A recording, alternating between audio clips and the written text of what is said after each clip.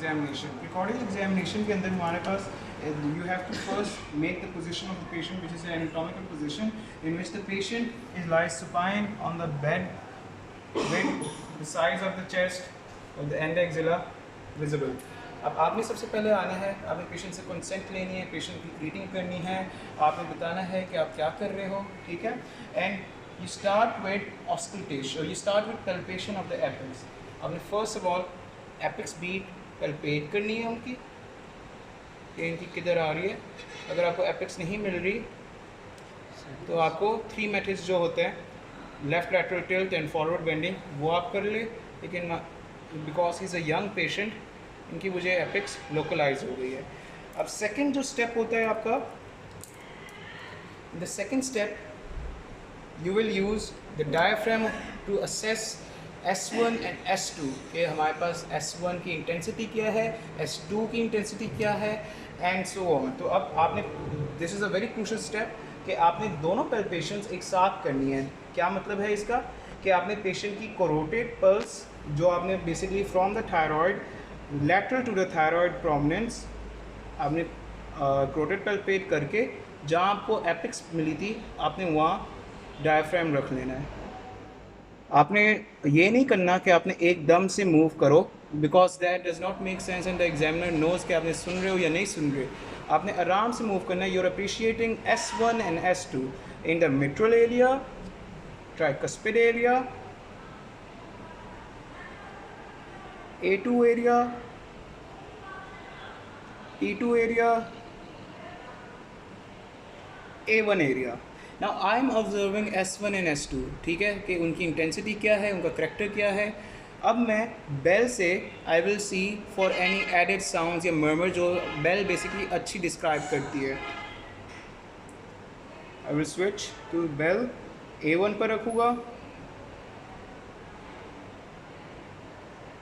P2, A2,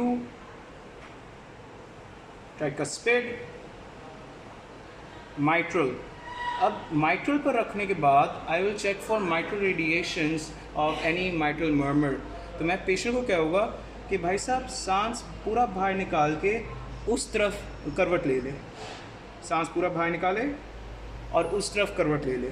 What am I seeing? Because as we know कि in expiration the left sided murmurs are increased and now I am seeing for mitral radiations. वापस आ जाए, सांस ले ले, and now I will see for any tricuspid or any aortic stenotic radiations in the neck. I will start from the angle of Louis and I will move up till the carotids.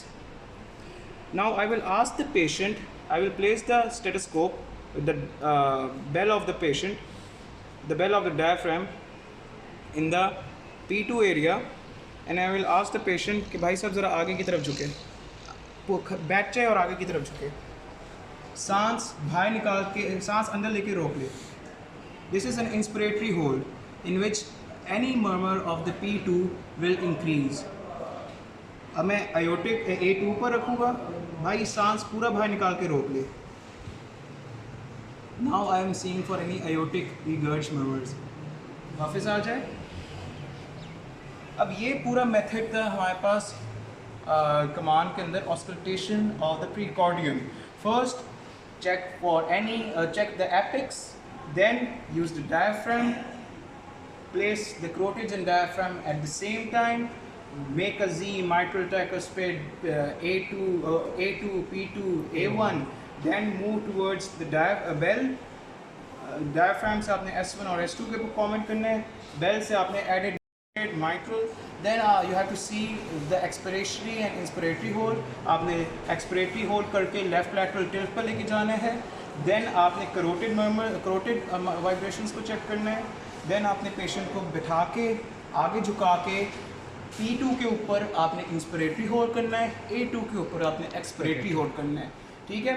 अब कभी command होती है कि auscultate the base of the heart. इसका क्या मतलब है?